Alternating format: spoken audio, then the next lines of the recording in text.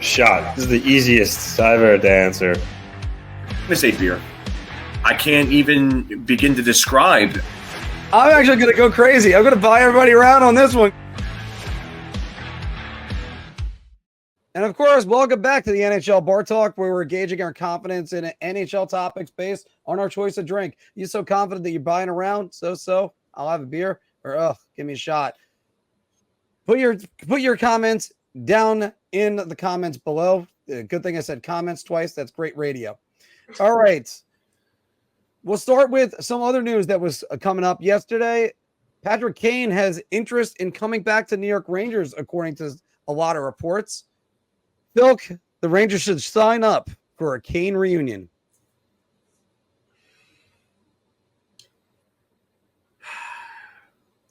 I want to say shot, but I have a feeling that this is going to be an option that's going to be near the top of their list of options for right wing. The reason for that is that I think that Kane has unfinished business in New York, as the report is going around. But I also think that the Rangers, they might not be able to create the cap space needed to get someone like a Jonathan Marchessault or a Jake Gensel, and they may have to fall back on Patrick Kane. And if Kane is willing to take a one-year deal with an incentive-laden 35 and over contract, then that allows them to do a lot of other things and address a lot of other areas. It allows them to bring back Ryan Lindgren, even at his qualifying offer of $3.6 million for a year. It allows them to sign Braden Schneider at like $2.5 million. And then it allows them to go out and add other bottom six pieces that they desperately need to improve on. So I would say as a backup plan, yes. As option number one, no. So I'm going to say beer. Anthony? I'm going to say beer too. He shouldn't be plan A.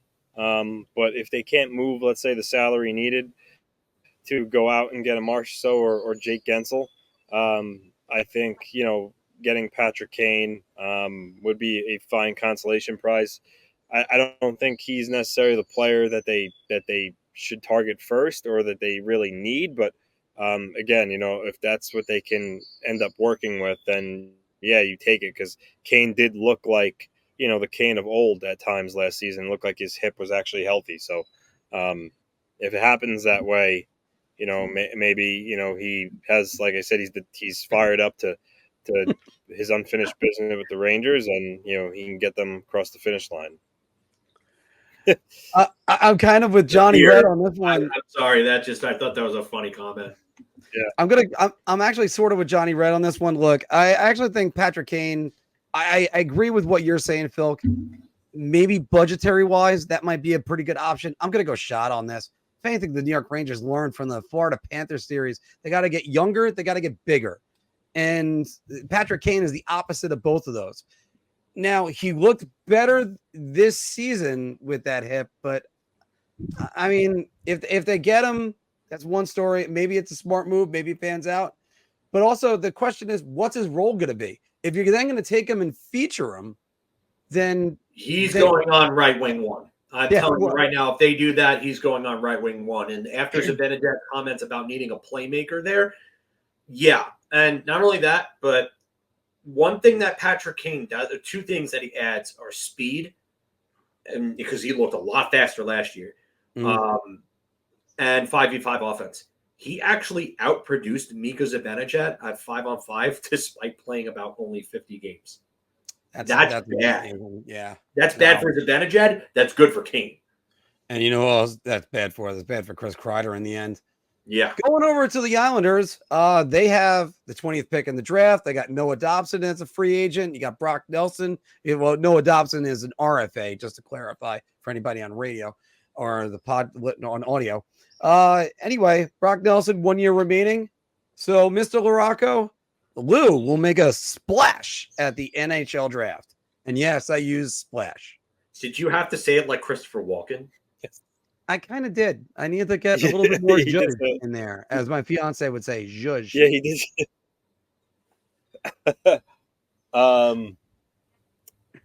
So, like, and you included Dobson in there. However, like, Noah Dobson's not actually eligible to sign his extension until July 1st. So, I would have said, I think I would have said round just because of that. I think Dobson's going to sign an extension, but like I said, that can't happen at the draft.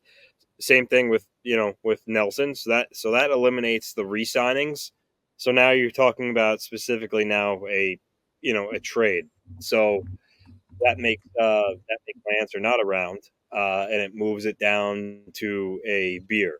I I do think that he's not dead set on using the 20th pick. I think if there's a player out there that he likes, he might use on for a player that helped now. So I'll go beer, but I'm 50-50 on whether or not he's going to make a trade like he did Romanov a couple of years ago. But we'll see. I'm going to say shot. Mm. The reason for that being is that they don't have a great cupboard right now of prospects, really. The only thing I could see is Lou made a UFA signing in 5 years. What? Or drafted a legitimate player in the last 6. Well, he drafted Noah Dobson. I mean, Didn't he? I was just typing that. 2018. Yeah, me and Anthony were literally there for that. I wanted the Rangers to take Dobson. He was in my top 3 of guys that I wanted. Yeah, I'm going to say shot just because outside of trading up, I don't think they have a lot to work with. Like, if you're talking about them making a trade and trading their first-round pick for an NHL talent, an already, like, established talent, I don't see that. I don't know what else they would do other than really kind of like trading up. So if we're going to qualify splash as in like a trade up, then that's the only thing I could really see them doing. And I don't know if Lou really wants to spend the assets to go and do that right now. I mean, and by splash, like, we're not talking about like trading up like 1 or 2 picks, right? We're talking about like a significant trade up to get at least like 5+ spots up. I guess I would have to say that because he did already trade down 2 picks, right, Anthony? Yes, he did. Yeah. Okay. So, yeah, which was weird. It was kind of weird to see it trade down before the draft even happened. I think that's the first time I've ever seen that.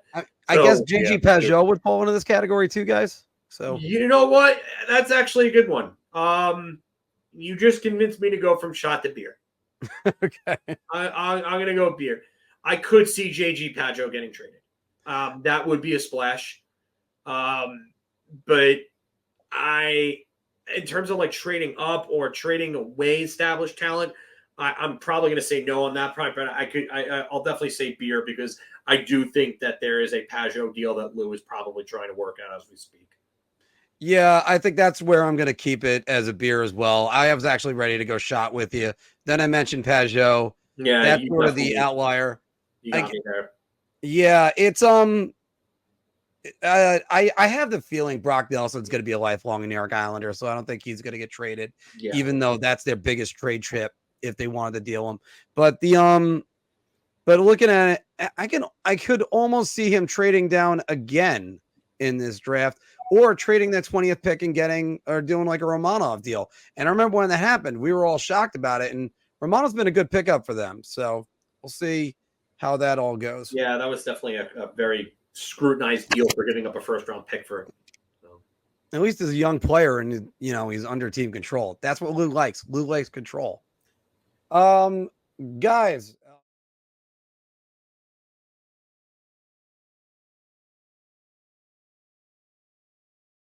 Your ideas are intriguing to me, and I wish to subscribe to your newsletter.